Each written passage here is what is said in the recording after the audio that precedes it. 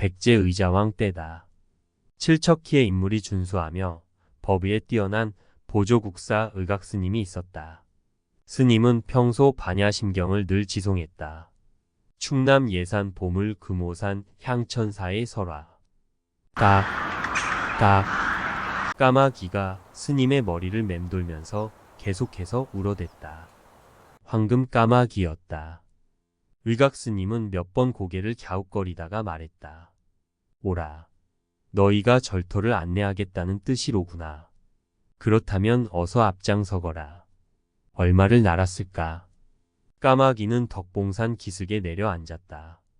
의각스님은 그곳에 불상을 내려놓고 지세를 살펴보았다. 아, 이토록 훌륭한 절터가 있었나? 너무나도 뜻밖의 수확에 의각스님은 기쁨을 감출 수가 없었다. 의각스님은 중국에 유학을 갔었다. 그는 특히 반야 사상에 심취하여 전공을 반야학으로 정하고 연구를 거듭하여 위대한 학자가 되었다. 그때는 백제의 마지막 왕인 의자왕이 한참 주지용림에 빠져 정사를 제대로 돌보지 않을 시절이었다.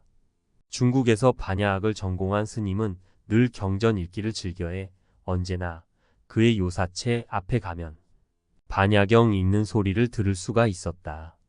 의각스님의 키는 6자를 훨씬 넘었고 준수한 용모를 지니고 있었다. 게다가 가사와 장삼을 수하면 그 풍채가 하도 훌륭해 많은 납자들의 귀의하고는 했다. 하루는 의각스님 맞은편 방에서 잠자리에 들려던 의예스님이 자신도 모르게 문을 열고 밖으로 나왔다. 의각스님 방에서 찬란한 빛이 새어나와 요사체 마당을 환하게 비추고 있기 때문이었다. 그는 발소리를 죽여가며 의각스님 방 앞으로 갔다. 안에서 경을 읽는 소리가 새어나왔다. 그 소리에 묻어 나오는 빛이었다. 경전 한 구절 한 구절 한자 한 자마다 계속해서 빛이 묻어 나왔다. 다음날 의각스님은 대중들이 모인 자리에서 지난밤 일을 얘기했다. 어젯밤 내가 반야경을 독송했습니다. 그런데 경을 읽다가 보니 사방에 벽이 뚫린 듯 밖이 훤히 보이더군요. 웬일인가 싶어 일어나 벽을 만져보았으나 벽은 그대로였습니다. 경을 읽으면 다시 밖이 보이곤 했습니다. 생각건대 이는 반야의 불가사의한 묘용이라 할 수 있습니다. 여러분, 반야의 묘용이야말로 가장 훌륭한 부처님의 지혜 광명입니다. 대중들은 의각스님의 말을 믿는 둥 마는 둥 했다.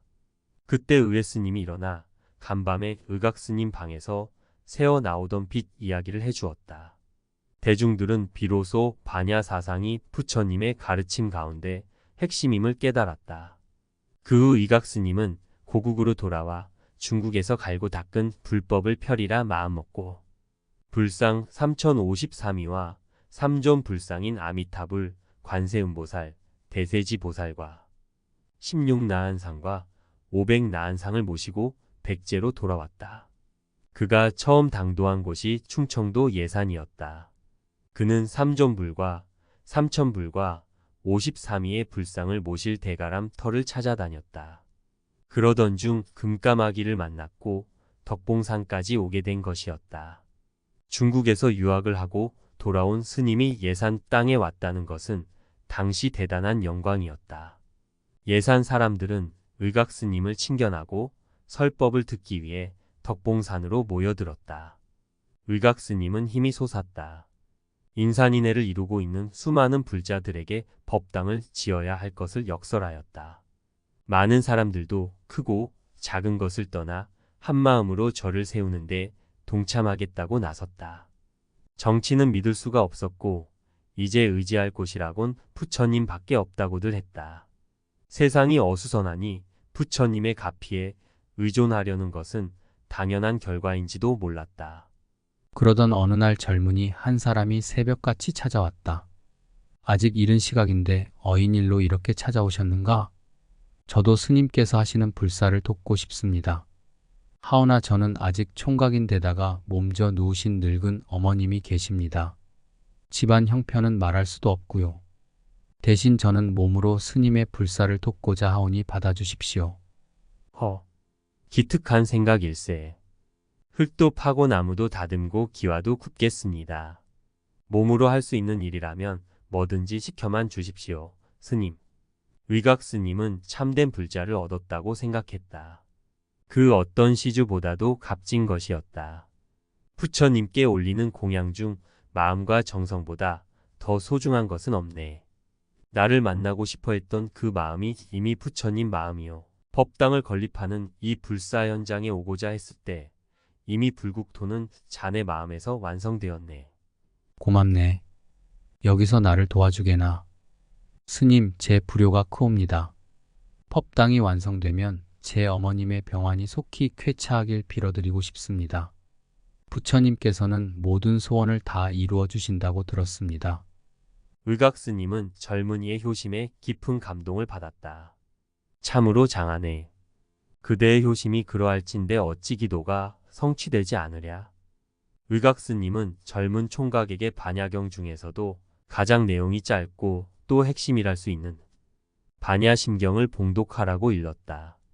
총각은 열심히 일했고 또 열심히 반야심경을 외웠다.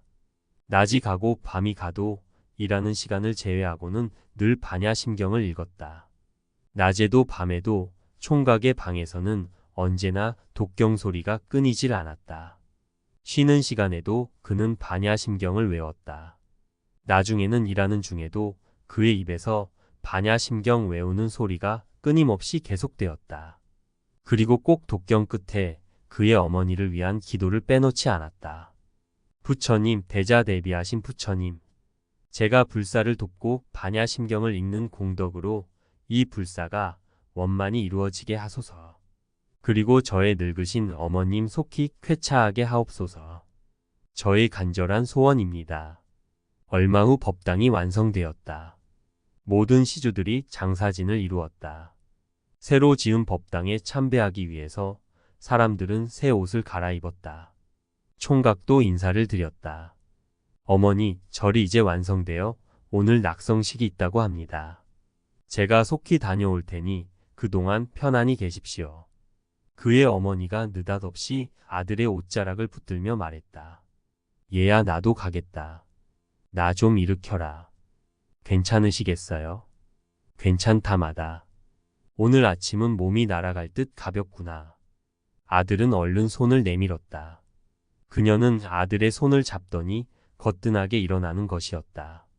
벌써 여러 해 동안 뒷간 출입조차 전혀 못했었는데 아들의 손을 잡고 일어나는 모습이 언제 그랬느냐는 듯 싶었다. 어머니, 부처님께서 제 소원을 들어주신 것입니다. 어머니가 이처럼 쾌차하시다니 말입니다. 그래, 그렇구나. 자, 내 옷이나 꺼내주고 너 좀 먼저 나가 있으련? 옷 좀 갈아입어야겠구나. 그들은 함께 낙성식에 참석했다. 3월의 따스한 햇살은 모자의 앞길을 더욱 희망차게 했다. 모자는 걸어서 덕봉산 새 절에 올랐다. 오랜만에 바깥나들이를 하는 노파는 모든 게 새로웠다. 새롭게 피어나는 새싹들이며 상큼한 공기며 흐드러지게 피어있는 벚꽃들도 마음을 한층 부드럽게 했다. 그러나 그녀는 갈증을 느꼈다. 안 하던 운동을 갑작스레 했기 때문이었다. 아들은 법당 옆에 솟아나는 샘물을 표주박으로 떠서 어머니에게 드렸다. 물을 마시던 어머니가 깜짝 놀라 말했다. 얘, 이 물맛 좀 보련.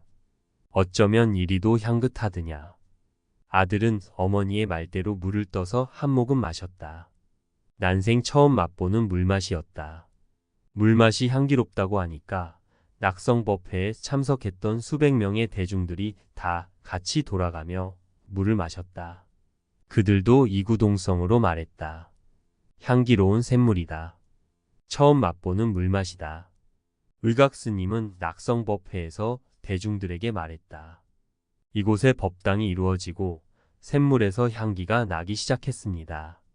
이는 부처님께서 우리 절과 우리 절 신도님들에게 내리신 가피입니다. 이는 또한 반야에 불가사의한 묘용입니다. 앞으로 이 절 이름을 향천사라 하겠습니다. 그리고 이 절을 짓기 위해 터를 찾을 때 금까마귀가 인도했습니다. 그래서 오늘부터는 이 산을 덕봉산이라 하지 않고 금오산이라 하겠습니다. 그렇게 해서 금오산 향천사가 된 것이다. 그 뒤 이곳 사람들은 의각 스님이 처음 배를 댄 곳을 배논이라 불렀고, 스님이 중국에서 배를 타고 와 포구에 닿았을 때가 한밤중이었지만 어디선가 은은한 종소리가 들렸다 하여 마을 이름을 종성리라 했다. 또 그 바닷가는 석주포라 하였는데, 이는 스님이 타고 온 배가 돌배였던 데서 기인하였으며, 향천사 아래 고한 바위는 황소가 돌부처를 실어 나르며 하도 힘에 겨워 소리를 질렀다 하여 붙여진 이름이다. 지금도 향천사에는 1516불의 불상이 모셔져 있다. 그러나 나머지 2000불의 불상은 언제 어떻게 없어졌는지 지금은 모셔져 있지 않다.